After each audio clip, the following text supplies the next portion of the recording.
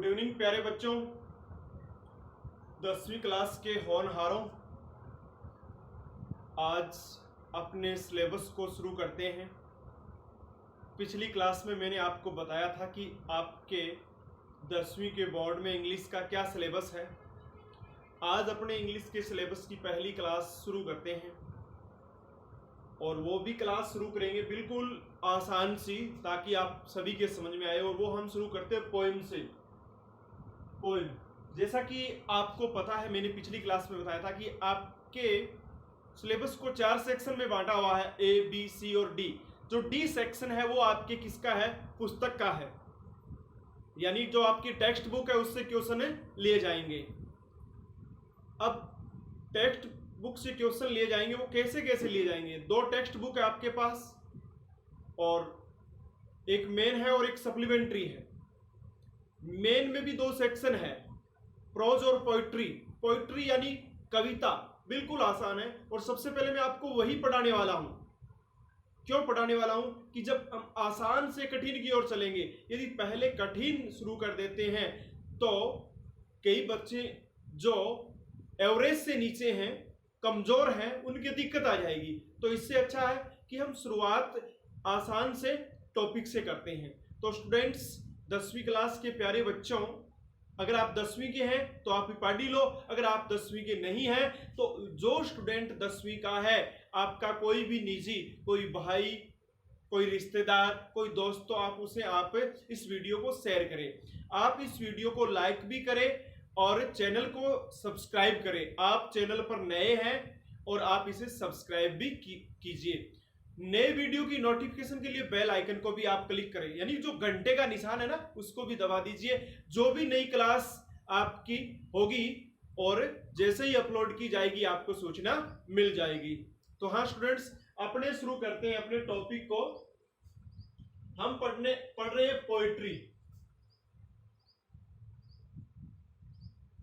Poetry माने क्या होता है? काव्य, या यूं बोले तो पद्य। अब ये जो पोइट्री है ये आपके सेक्शन डी के अंदर है और ये पोइट्री 9 नंबर की है। मार्क्स कितने हैं इसके?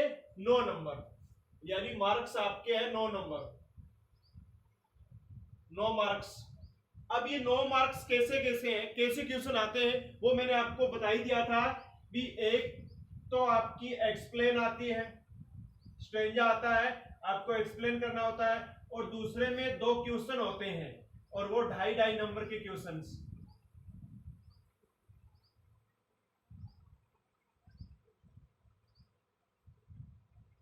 तो 5 का ये और 4 की ये, तो बिल्कुल मिला के 9 नंबर का मामला है, वो आपकी पोएम से आता है। और पोएम कितनी आपकी? 4 पोएम है। My good right hand, lots, mad dog और एक रिस्क। पहली पोएम आपकी है रिस्क। रिस्क का मतलब क्या होता है? जोखिम या खतरा। क्या मतलब होता है? जोखिम या खतरा। अब देखिए स्टूडेंट्स, अपने इस खतरे को देखते हैं। खतरा उठाना चाहिए ना, आपको भी खतरा उठाना पड़ता है क्या? लॉकडाउन में आप घर से बाहर निकल रहे हैं खतरा उठाने के लिए। अरे ये खतरा आपको मोल नहीं लेना है। हम बात करते हैं खतरे की। कौन से खतरे की बात है वो देखिए। तो सबसे पहले आपकी जो ये पोएम है वो मैंने यहाँ ब्लैक बोर्ड पर लिख दी है। आपके पास टेक्स्ट बुक होगी, परंतु हो सकता है नहीं भी हो, क्योंकि अधिकांश विद्यार्थी जो एग्जाम देने से पहले कोई भी बुक नहीं खरीद के, मुश्किल से कोई 5-7 विद्यार्थी हैं ऐसे जिनके पास बुक्स है। अन्यों के पास नहीं है बुक्स, 10वीं की बुक्स नहीं है। अगर आपके पास नहीं है तो ऐसी कंडीशन में आपको परचेज करनी है, खरीदनी है, तो दुकान से आप किसी से मंगवा सकते हैं, या फिर कोई भी आपका साथी जो 10वीं के पेपर दे चुका है उससे आप खरीद सकते हैं, या उससे आप उधार ले सकते हैं। ठीक है। अब ये बुक कौन सी है आपकी? ये बुक है, इसमें ये रिस्क है। तो आपको ये ध्यान रखना है, आपकी इस पुस्तक का नाम है गोल्डन रेज। क्या नाम है? Golden rays. शायद है जिसने पहले से खरीद रखी है कोई दिक्कत नहीं है। गोल्डन रेज पहली आपकी पुस्तक है। देखो, golden rays class 10th English book first. ठीक है, ये बुक है। और इसका दूसरा सेक्शन है आपका पोएम है, और ये आपकी रिस्क पोएम है। ये रिस्क पोइम है। To laugh is to risk appearing the fool. अब ये जो पूरी पोइम है, इस पोइम को मैंने यहां ब्लैक बोर्ड पर लिख दिया है। पूरी की पूरी पोइम को मैंने यहां ब्लैक बोर्ड पर उतार दिया है। अब बताओ ब्लैक बोर्ड पर मैंने क्यों उतारा? मैंने ब्लैक बोर्ड पर इसलिए उतारा कि आप सभी के पास पुस्तक नहीं है, आप सभी के पास किताब नहीं है, इसलिए मैं यहां से आपको इस बोर्ड के माध्यम से समझाऊंगा। तो बिल्कुल आप इस बोर्ड के माध्यम से पढ़ें। रिस्क माने जोखिम। तो सबसे पहले यानी आपको एक्सप्लेन और क्वेश्चन एक्सप्लेन करनी है और क्वेश्चन के आंसर देने हैं। तो उससे पहले आपको ये पोएम समझ में आनी चाहिए। आपको क्या आना चाहिए? पोएम समझ में आनी चाहिए। पोएम समझ में तभी आएगी जब आपको पढ़ाया जाएगा और आप खुद पढ़ोगे। ठीक है, तो अपने शुरू करते हैं। लेके मां सरस्वती का नाम। To laugh is to risk appearing the fool. To laugh, laugh माने क्या होता है? हंसना। इज टू रिस्क, जोखिम है, अपियरिंग होने का, द फूल, मूर्ख। फूल क्या होता है? मूर्ख। तो क्या कहा गया है कि अगर आप हंसते हैं तो हंसने में भी क्या है? मूर्ख होने का खतरा है। देखो इस पोइम के माध्यम से पोइट, पोइट कौन सा है अपना? Janet rain. पोइट का नाम क्या है? Janet rain.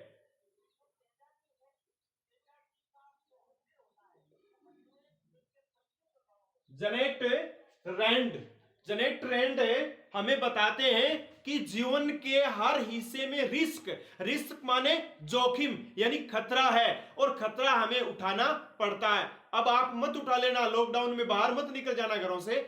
हम किन खतरों की बात कर रहे हैं वो चलते हैं अपने। तो जेनेट रैंड क्या कह रहा है कि to love is to risk appearing the fool. To love यानी हंसना, इज टू रिस्क खतरा उठाना है, अपियरिंग द फूल मूर्ख होने का। अपियर माने होना या प्रतीत होना। यदि आप हंसते हैं तो आप मूर्ख होंगे, ऐसा प्रतीत होता है। यानी हंसने में भी मूर्ख होने का खतरा है। भी आप हंसोगे, कहीं हंसते हो तो कोई यार ये बड़ा मूर्ख है, हंस रहा है। आगे देखो, to weep is to risk appearing sentimental. To weep रोना, इज रिस्क खतरा है, अपियरिंग होने का, सेंटिमेंटल माने होता है भावुक। कई भावुक होते हैं ना, डांट देते हैं, है ना, बच्चों को थोड़ा सा डांट देते हैं तो वो रोने लग जाते हैं, ललकारते तो भी रोने लग जाते हैं। या फिर मान लो जैसे परीक्षा में मार्क्स, आप छोटे छोटे बच्चे हैं आप, यानी आपने भी 9th क्लास पार की, तो आप 12, 13, 14 वर्ष के बच्चे, 15 वर्ष के हो सकते हैं। तो ऐसी कंडीशन में आपको डांट दिया जाता है तो आप रोने लग जाते हैं, तो आपको क्या नाम दिया जाएगा? सेंटिमेंटल, यानी आप भावुक होगे, आप भावुक होगे। तो मेरे बहुत सारे ऐसे स्टूडेंट हैं जो थोड़ा सा ललकार देने से या डांटने से भावुक हो जाते हैं। तो क्या कहा गया है कि यदि आप रोते हैं तो भावुक होने का खतरा है, रोते हैं तो भावुक होने का खतरा है। To reach out for another is to risk involvement. क्या कहा गया है? टू रीच पहुंचना, आउट बाहर, फॉर अनदर किसी दूसरे के लिए, यानी किसी दूसरे की सहायता के लिए यदि आप पहुंचते हैं तो खतरा है। कैसा खतरा है? इन्वॉल्वमेंट, संलिप्त होने का। क्या संलिप्त होने का? आपने सुना नहीं होगा कि यार फलां व्यक्ति उसके घर क्या क्यों जा रहा है, कोई न कोई तो राज है, कोई आपकी सहायता कर रहा है। यार ये व्यक्ति, या किसी दूसरे की, यार ये व्यक्ति इसकी सहायता क्यों कर रहा है?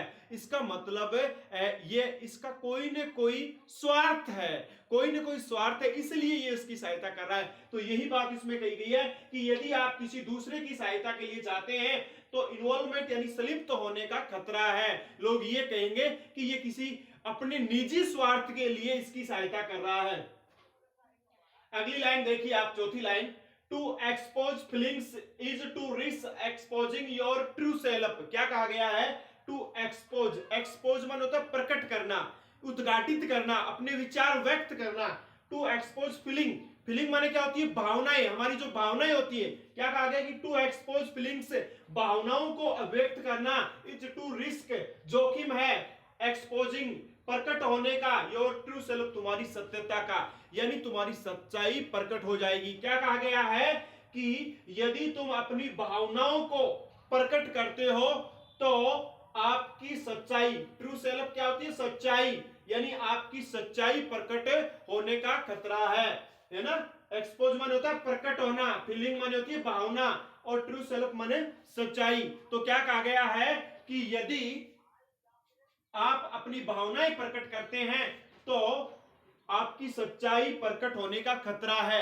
आपके अंदर क्या सच्चाई है वो बाहर निकल जाएगी यदि आप अपनी भावना किसी को बताते हैं, तो ये भी खतरा है। आगे क्या कहा गया है, to place ideas and dreams before a crowd is to risk behind called naive. Naive माने होता है नवसिखिया, नौसिखिया जिसे कह सकते हैं, या अज्ञानी कह सकते हैं, अनजान कह सकते हैं, भोला कह सकते हैं, अपने सबसे बेटर है नौसिखिया। तो क्या कहा गया है, टू प्लेस प्रकट करना, आइडियाज विचार, ड्रीम सपने, बिफोर के सामने, एक क्राउड, क्राउड माने क्या होती है, भीड़, इज टू रिस्क खतरा है, बिहाइंड होने का, कॉल्ड न्यू, नौसिखिया। नौसिखिया या नौसिखिया, नौसिखिया क्या होता है, जो नया नया सीखता है, यानी अन्नाड़ी आप उसे कह सकते हैं। जैसे एक ड्राइवर है और एक बाइक चला रहा है, और बाइक चला रहा है या कोई गाड़ी चला रहा है, तो गाड़ी थोड़ी बहुत हिल रही है, यानी ऐसे रोड के कभी इधर जा रही है कभी इधर जा रही है, तो वो ड्राइवर क्या है, आपका न्यू ड्राइवर है, यानी नौसिखिया ड्राइवर है। नौसिखिया यानी नया ही सीखा है, नौसिखिया मतलब नया ही सीखा है। तो क्या कहा गया है कि यदि आप अपने विचारों को, सपनों को किसी भीड़ के सामने रखते हैं तो आपके नौसिखिया होने का खतरा है। लोग कहेंगे ये नौसिखिया है, यानी उसे पूरा ज्ञान नहीं है। तो स्टूडेंट्स आगे बढ़ते हैं अपनी इस पंक्ति में कि to love is to risk not behind loved in return. देखो लव, लव क्या होता है, प्रेम यानी प्यार, इसमें भी खतरा है। कैसे खतरा कि to love is to risk, यानी प्रेम करने में खतरा है। कैसा, not behind loved in return, return होता है बदले में, कि बदले में प्रेम नहीं मिलना, यानी एक प्रेम करने वाला व्यक्ति किसी से प्रेम करता है और बदले में सामने वाला व्यक्ति उससे प्रेम नहीं करता, तो ये उसके लिए क्या होता है, खतरा होता है, और खतरा उठाना भी पड़ता है। ये बात हम आगे पढ़ेंगे। आगे क्या कहा गया है, to live is to risk dying. To live, live माने होता है जीवित रहना, जिंदा रहना, इज टू रिस्क खतरा है, डाइंग मरने का, यानी यदि आप जीवित रहते तो मरने का खतरा है। अब आप जीवित हैं और मरने का खतरा है, मरने की खतरे की वजह से तो घर पर बैठे हैं ना अपने, कि कहीं कोरोना न आ जाए और हम मर न जाए। तो देखो यानी कोई भी इंसान हो वो जीवित रहता है, लेकिन वो मर मर के जीवित रहता है, हर वक्त मौत उसके आसपास मंडराती रहती है। अब आप कहोगे हमने तो मौत को नहीं देखा मंडराते हुए। अरे बिल्कुल भाई, आप खेतों में जाते हैं तो कोई सांप खाने का डर रहता है, या कह सकते कोई आंधी या ओलावृष्टि हो जाए भयानक तो मरने का डर रहता है, गाड़ी चला रहे तो एक्सीडेंट होने का डर रहता है, यानी नाना प्रकार के डर हमारे सामने होते हैं। ये रिस्क होती है और वो हमें उठानी होती है। तो क्या कहा गया है कि to live is to risk dying, हम जीवित रहते हैं तो मरने का खतरा है। अगली लाइन देखो, अगली लाइन क्या कहा गया है, ये यहां से नई लाइन शुरू होती है, to hope is to risk despair. To hope आशा करना, इज टू रिस्क जोखिम, जोखिम है, जोखिम कैसा, डिस्पेयर निराश होने का, यह निराशावादिता। क्या कहा गया है कि यदि आप आशा करते हैं तो आपको ये डर रहता है कि कहीं हमें निराशा हाथ न लग जाए। जैसे आप आशा करते हैं, आप जैसे 10वीं क्लास के स्टूडेंट हैं और आप आशा करते हैं कि मेरे मार्क्स 95 प्लस यानी 95% से ऊपर चले जाए, लेकिन आपके साथ वो निराशा भी रही, कहीं उससे कम हो गए तो क्या होगा, है ना, ये भी निराशा। तो ये भी खतरा है। क्या कहा गया, to hope is to risk despair, यानी आशा करना, आशा करते हैं तो उसमें भी खतरा निराशा का। और अगली लाइन क्या है, to try is to risk failure. To try is to risk failure, यानी टू ट्राई मतलब कोशिश करना, इज टू रिस्क है फेल्योर। फेल्योर माने होता है असफल होना, फेल्योर माने क्या होता है, असफल होना। तो क्या कहा गया है कि कोशिश करने में भी असफल होने का खतरा है। आप बार बार कोशिश करते हैं परंतु आपके दिमाग में एक खतरा चलता ही रहता है कि कहीं असफल तो नहीं हो गए। तो हर चीज में खतरा बताया गया। आगे देखो, but risk must be taken. नई लाइन में क्या कहा गया है, लेकिन risk must be taken. Must model है, मॉडल की क्लास में हम मॉडल को डिटेल से पढ़ेंगे। ग्रामर में हमारे मॉडल है जो 2 नंबरों के आते हैं, वहां पढ़ेंगे। तो क्या कहा गया है कि but risk must be taken, लेकिन रिस्क को अवश्य लेना चाहिए, यानी खतरों को अवश्य लेना चाहिए। खतरा तो मोल उठाना ही चाहिए भाई। क्यों उठाना चाहिए, क्या कहा गया, बिकॉज, क्योंकि यही लाइन है, इसी लाइन में शामिल है, बिकॉज क्योंकि द ग्रेटेस्ट हैजर्ड, हैजर्ड माने क्या होता है, खतरा, यानी बहुत बड़ा खतरा। तो क्या कहा गया, ग्रेटेस्ट यानी सबसे अधिक या सबसे बड़ा खतरा ही क्या है इन लाइफ, जीवन में, इज टू रिस्क नथिंग, जोखिम न उठाना, नथिंग मतलब नहीं उठाना। देखो ये लाइन यहां से यहां तक एक ही है, to tries to sorry but risk must be taken because the greatest hazard in life is to risk nothing, यानी लेकिन रिस्क उठानी चाहिए क्योंकि सबसे बड़ा खतरा तो जीवन के अंदर वो होता है जो आप रिस्क नहीं उठाते हैं। आप रिस्क नहीं उठाते हैं तो ये सबसे बड़ा खतरा है। यदि आपको ये डर लगता है कि मेरा कहीं एक्सीडेंट हो जाएगा गाड़ी चलाते हुए, तो आप ड्राइवर नहीं बन सकते। आपके दिमाग में हो कि मैं हवाई जहाज चला रहा हूं और कहीं विमान दुर्घटनाग्रस्त हो जाए तो क्या होगा, तो भाई आप पायलट नहीं बन सकते। और पायलट बनना है तो आपको खतरा मोल उठाना पड़ेगा, ठीक है ना। ये बातें यही है। आप जैसे आप किसान बनना चाहते हैं तो आपको खतरा उठाना पड़ेगा, खेत में जाना पड़ेगा, रात को भी रहना पड़ सकता है, फसल काटनी पड़ती है, नाना प्रकार के जहरीले जानवर खेतों के अंदर होते हैं, यानी ये खतरे तो उठाने ही पड़ते भाई। तो खतरे आपको जरूर उठाने, यही बात यहां कही गई है कि रिस्क अवश्य उठाना चाहिए क्योंकि सबसे बड़ा खतरा तो यही है कि आप रिस्क नहीं उठाते। यदि आप रिस्क नहीं उठाते तो ये आपके लिए बहुत बड़ा खतरा है। रिस्क नहीं यानी जोखिम नहीं उठाते तो ये आपके लिए खतरा है, यानी आप खतरा नहीं उठाते, यही आपके लिए सबसे बड़ा खतरा है। वो कैसे है देखिए, दे में अवॉइड, दे यानी वे में अवॉइड, अवॉइड माने होता है बचना, सॉरी ऊपर वाली लाइन देखो आप, द पर्सन व्यक्ति, यानी यहां तक पढ़ लिया हमने, द पर्सन व्यक्ति हु रिस्क्स नथिंग, एक व्यक्ति जो जोखिम नहीं उठाता है, डज नथिंग वो कुछ नहीं करता है, हैज नथिंग उसके पास कुछ नहीं होता है, इज नथिंग वो खुद कुछ नहीं है, एंड बिकम्स नथिंग और वो कुछ भी नहीं बन पाता है। अभी बनने की बात की ना, पायलट बनना है आपको, ड्राइवर बनना है आपको, इंजीनियर बनना है आपको, डॉक्टर बनना है, यानी आपको कुछ भी बनना हो आपको खतरा तो मोल उठाना ही पड़ेगा, ठीक है ना।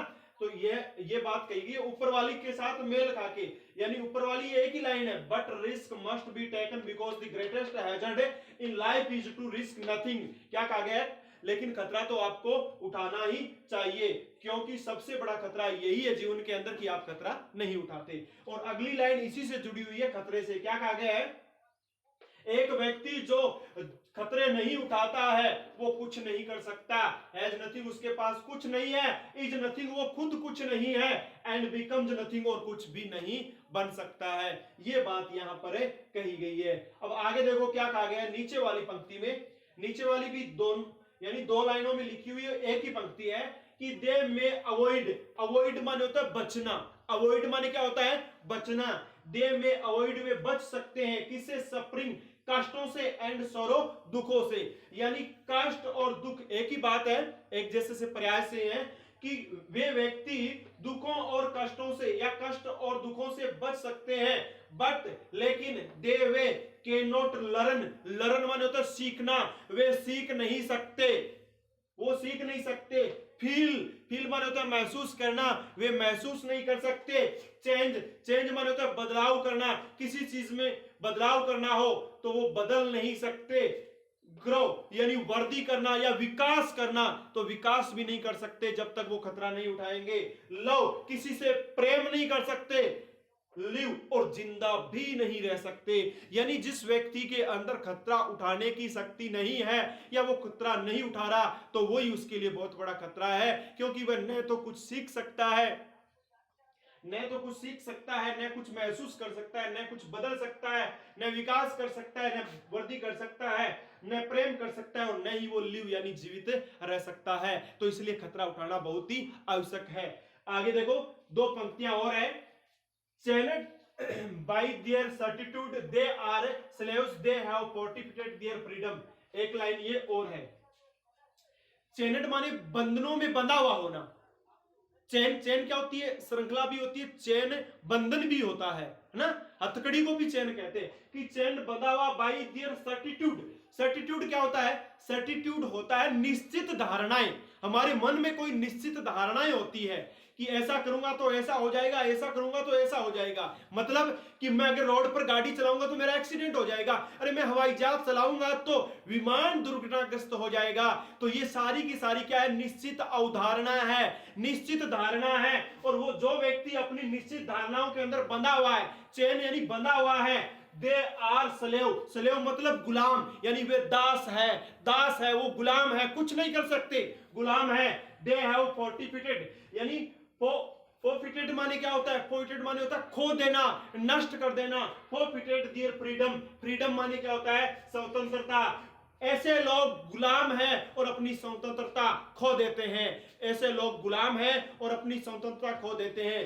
तो आप गुलाम और स्वतंत्रता की बात आती है तो आपको याद होगा 1947 से पहले हमारा देश जब आजाद हुआ है ना, तो आजाद होने से पहले हमारे जो क्रांतिकारी सूरवीर योद्धा थे वो अपनी मातृभूमि के लिए लड़ते लड़ते अपने प्राणों को गंवा गए थे, यानी वो शहीद हो गए थे।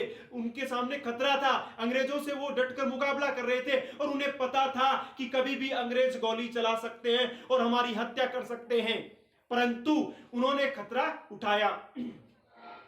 आगे बात करते हैं, only a person who risk is truly free, यानी केवल एक व्यक्ति जो रिस्क यानी जोखिम उठाता है, इज ट्रूली फ्री, ट्रूली माने वास्तव में, फ्री मतलब स्वतंत्र है, यानी एक व्यक्ति जो खतरा उठाता है वास्तव में वो स्वतंत्र व्यक्ति है।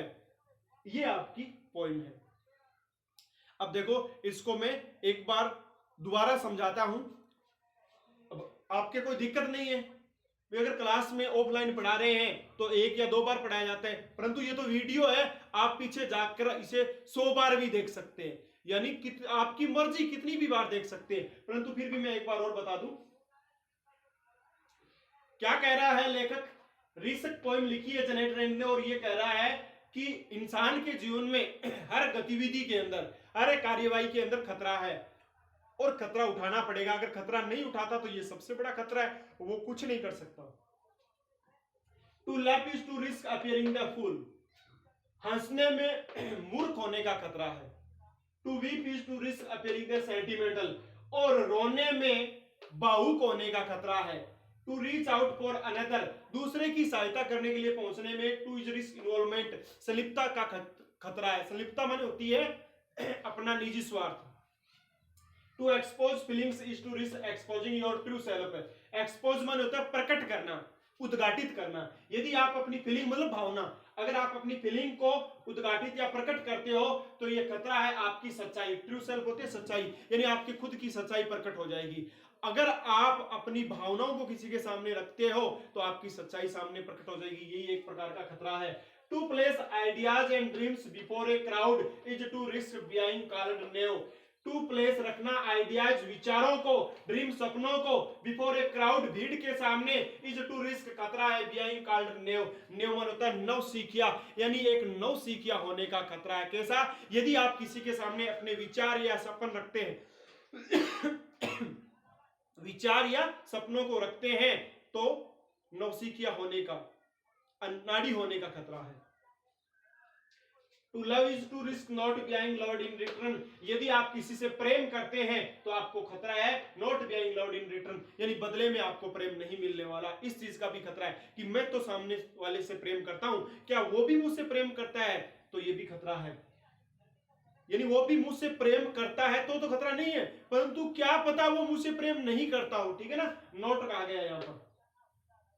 To live is to risk dying, और इस लाइन में क्या कहा गया है, जीने में मरने का खतरा है। अरे हम जी तो रहे लेकिन पग पग पर खतरा है कि कब हम मर जाए। To hope is to risk despair, और आशा, उम्मीद करते हैं कोई चीज की और वो आशा कहीं निराशा में न बदल जाए, ये भी खतरा है। आगे क्या कहा गया है, but risk must be taken, लेकिन खतरा तो अवश्य उठाना चाहिए, क्योंकि the greatest hazard in life, यानी जीवन में सबसे बड़ा खतरा इज टू रिस्क नथिंग, खतरा नहीं उठाना है। यदि हम खतरा नहीं उठाते तो वही अपने आप में सबसे बड़ा खतरा है अपने जीवन में। आगे क्या कहा गया है, the person who risk nothing, एक व्यक्ति जो खतरा नहीं उठाता है, डज नथिंग, वो कुछ नहीं कर सकता, कुछ नहीं करता, हैज नथिंग, उसके पास कुछ नहीं है, और इज नथिंग, वो कुछ भी नहीं है, एंड बिकम्स नथिंग, और कुछ भी नहीं बन सकता है। अगली पंक्ति देखो, दे में अवॉइड, वे बच सकते हैं किसे, सफरिंग यानी कष्ट से बच सकते हैं, सोरो दुखों से, यानी वे लोग कष्ट और दुखों से बच तो सकते हैं, but they can not learn, वे कुछ सीख नहीं सकते, फील कुछ महसूस नहीं कर सकते, चेंज किसी भी प्रकार का कोई बदलाव नहीं कर सकते, ग्रो वर्दी विकास नहीं कर सकते, एंड लव प्रेम नहीं कर सकते, और लिव वो जीवित ही नहीं रह सकते। यानी जो लोग खतरों से बचते हैं, यानी कष्ट और दुखों से बचते हैं, वो किसी भी प्रकार का विकास करना या वो अनुभव करना या मान लो आप सीखना, ये कुछ नहीं कर सकते, वो कोई बदलाव नहीं कर सकते, वो जीवित भी नहीं रह सकते, वो प्रेम भी नहीं कर सकते। और आगे क्या कहा गया है कि चैनल्ड बाय देयर सर्टिट्यूड, यानी ऐसे लोग जो निश्चित धारणाओं के अंदर चैनड यानी बंधे हुए हैं, दे आर स्लेव, वो गुलाम है, दास है, वो क्या है, गुलाम है, नौकर है किसी के, दे हैव फॉरफिटेड, फॉरफिटेड माने होता है खो देना या नष्ट कर देना, देयर फ्रीडम, वो अपनी स्वतंत्रता को नष्ट कर देते हैं, only a person who risk is truly free, केवल वह व्यक्ति जो खतरा उठाता है, ट्रूली फ्री, यानी वास्तव में वही स्वतंत्र व्यक्ति है। तो ये बात, यानी जो खतरा उठाता है वही अपने आप में एक आजाद व्यक्ति है, जैसे चंद्रशेखर आजाद था। तो प्यारे विद्यार्थियों, आपने इस पोएम को पढ़ा, पोएम का नाम है रिस्क, क्या नाम है, रिस्क, और रिस्क का अर्थ होता है खतरा, जोखिम, और वो उठाना पड़ता है, ठीक है। अब ये आपने पोएम पढ़ ली। अब पोएम में से दो प्रकार के क्वेश्चन आते हैं। क्वेश्चन नंबर 1 एक्सप्लेन वाला, यानी एक्सप्लेनेशन, व्याख्या आती है जो इंग्लिश में ही करनी होती है, और दूसरा क्वेश्चन है आपका कि क्वेश्चन आते हैं और उसके आंसर देने होते हैं। तो दो प्रकार के हैं। तो इसमें पहले अपने एक्सप्लेन वाले की बात करते हैं, यानी एक्सप्लेन वाला है,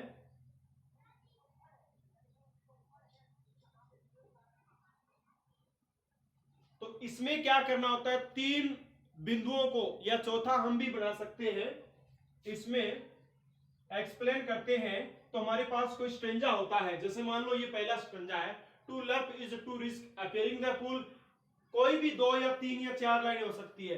to weep is to risk appearing sentimental, to reach out for another is to risk involvement, to expose feeling is to risk exposing your true self. मान लो ये 4 पंक्तियां परीक्षा में आ गई और ऊपर लिखा हुआ explain reference to the context, explain with reference to the context.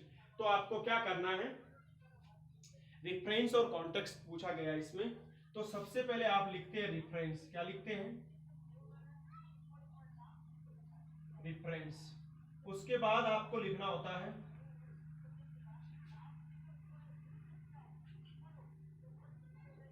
Context, ठीक है। और आखिर में 3 नंबर पर आपको लिखना होता है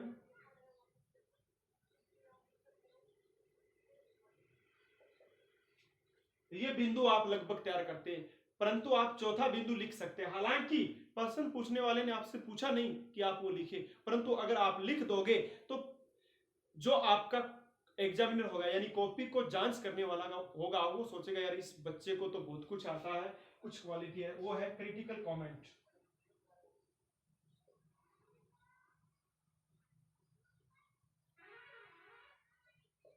क्रिटिकल कमेंट होता है आलोचनात्मक टिप्पणी। आप कोई भी टिप्पणी डाल देते हैं पोइम से संबंधित। अब ये जो पोइम है इसमें से कोई भी आपको आलोचना अच्छी और बुरी दोनों प्रकार की हो सकती है। कहते हैं ना कि फला व्यक्ति आलोचना करने में लगा होता है। अरे भी आलोचना एक तो अच्छी होती है और एक बुरी होती है। आलोचना दोनों प्रकार की हो सकती है। तो हमें यहाँ इस पोइम की अच्छाई के बारे में, ये पोइम कैसी है, शिक्षाप्रद है ना, एजुकेटिव है या मोटिवेशनल है, तो आप यहाँ लिख सकते हैं it is a motivational poem या it is an educative poem, है ना। It gives us a message, ये हमें एक संदेश देती है ना। तो इस प्रकार से क्रिटिकल कमेंट हम लिख सकते हैं। तो हमें इन 4 बिंदुओं में चलना होता है।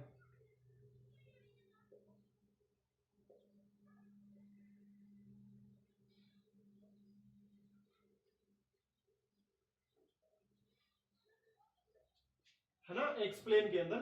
तो देखो रिफरेंस का क्या मतलब होता है, संदर्भ। क्या मतलब होता है, संदर्भ। और संदर्भ का मतलब ये होता है कि आपका जो ये स्ट्रेंजा है 4 लाइनों का, या 2 लाइनों का, 5 लाइनों का, इसका संदर्भ क्या है, यानी ये कहां से उठाया गया, तो कहां से उठाया गया है, रिस्क पोइम से। और आपका पोइट कौन है, जेनेट रैंड। ये तो बिल्कुल सा आसान है। यानी अगर नंबरों का डिवाइडेशन, यानी आपकी एक्सप्लेन कितने नंबर की है, 4 नंबर की। मुख्य तौर पर हालांकि कोई कंफर्मेशन नहीं है, फिर भी अपनी बात करते हैं कि रेफरेंस को 1 नंबर दिया जाता है। मान लो 1 नंबर का रेफरेंस है, 1 नंबर का कॉन्टेक्स्ट है और 2 नंबर की एक्सप्लेनेशन। तो 1 1 2 और 2 4, 4 का हो गया। यदि आपने क्रिटिकल कमेंट और लिख दिया तो आपको कोई 5 नंबर थोड़ी देगा, क्योंकि पर्सन तो 4 ही नंबर का है।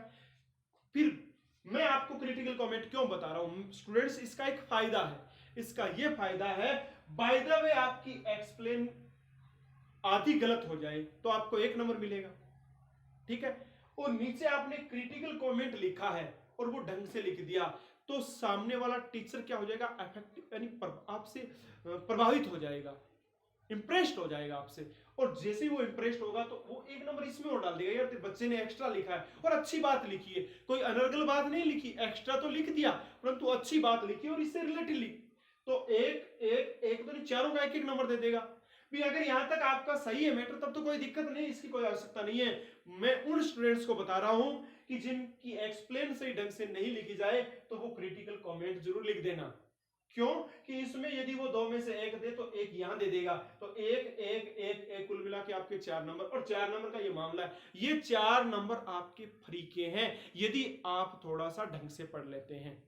अब रिफरेंस, कॉन्टेक्स्ट और एक्सप्लेन, क्रिटिकल कमेंट लिखने का सारा तरीका मैं आपको बताऊंगा, ये सारा का सारा मैं बताऊंगा और बताऊंगा अगली क्लास में, क्योंकि आज की क्लास लंबी चली गई तो फिर आप अगली क्लास नहीं लोगे, तो छोटी छोटी अपनी क्लासें लेते हैं। फिर भी थोड़ा सा मैं रेफरेंस आपको बता देता हूं।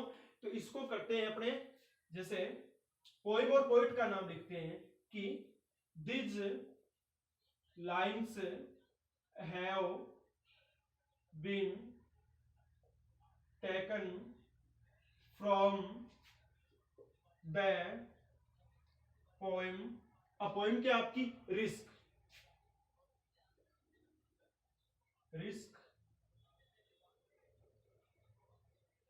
It is written by the greatest poet, या द ग्रेट कर लो आप,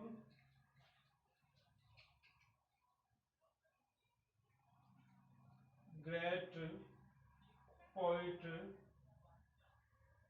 जेनेट रैंड। ये आपकी क्या है,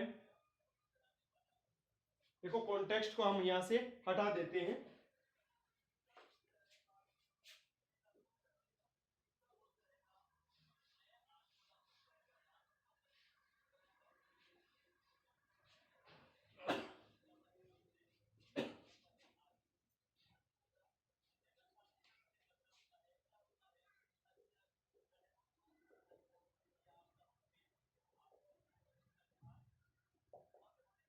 अब देखिए आप, ये आपका रेफरेंस है कि दिस लाइन्स, ये पंक्तियां हैव बी टेकन, ली गई है फ्रॉम द पोएम रिस्क, यानी ये पंक्तियां रिस्क कविता से ली गई है।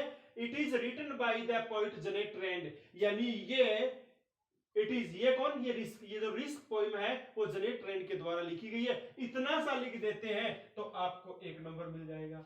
ऐसा ही कुछ कॉन्टेक्स्ट में करना है ना, उसमें 1 लाइन और जोड़ देनी है कि इसका जो पर्सन है मुख्य, यानी इन 4 लाइनों का, इन 4 लाइनों में क्या बात कही गई है कि खतरा उठाना बहुत जरूरी है, मानव जीवन के हर गतिविधि के अंदर खतरा होता है ना। तो वो आप कॉन्टेक्स्ट में लिख दो। फिर बात है एक्सप्लेन की, तो व्याख्या करनी है तो इन 4 लाइनों को डिटेल से लिखना है। अभी तो ये क्या स्ट्रेंजर के अंदर है और हमें बनानी है सेंटेंस, जैसे हम टेंस के अंदर बनाते हैं, ठीक है। और क्रिटिकल कमेंट मैं आपको बता दूंगा, बिल्कुल सा आसान है।